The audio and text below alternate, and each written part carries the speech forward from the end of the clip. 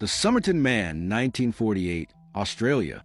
On December 1st, 1948, just after dawn, a man was found dead on Somerton Beach, near the city of Adelaide.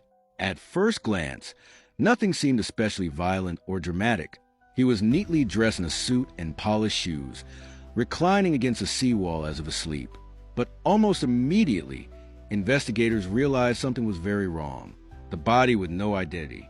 The man had no wallet, no identification, no hat, unusual at the time, Ollie clothing labels carefully removed. Even his tie had been stripped of its brand name. There were no obvious signs of injury. The autopsy suggested possible poisoning, but no detectable poison was ever found in his system. His spleen was enlarged, his stomach unusually congested. Experts suspected a rare, undetectable toxin. No one came forward to claim him. His fingerprints matched no records. It was as if he had never existed. The scrap of paper. Months later, investigators made a breakthrough.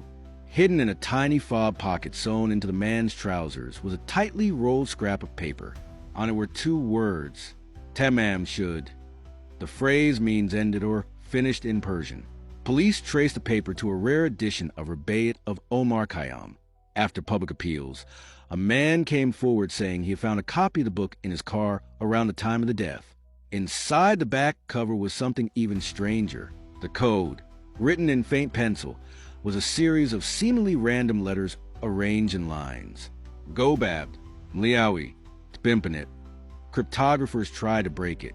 The military examined it. Code experts studied it for decades. No one has definitively solved it. Was it espionage? A cipher? A personal shorthand? Or meaningless scribbles?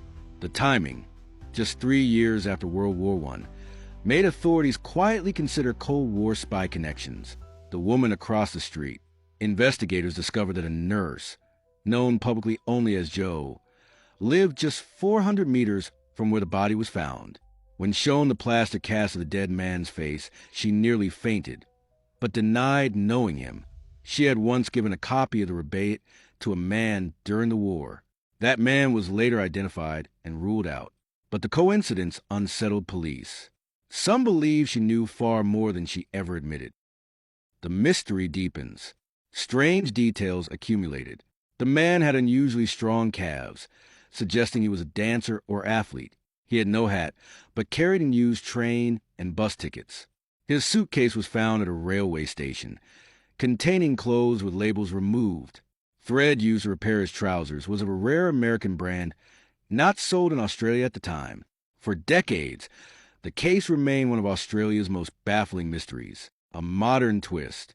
In 2022, after years of DNA testing and genealogical research, researchers suggested the man may have been Carl Charles Webb, an electrical engineer from Melbourne, but no definitive cause of death has been confirmed.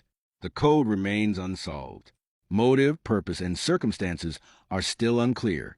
Was he a spy, a rejected lover, a man who chose to vanish, or something stranger? Thanks for watching After Hours Mysteries. Until next time, thanks.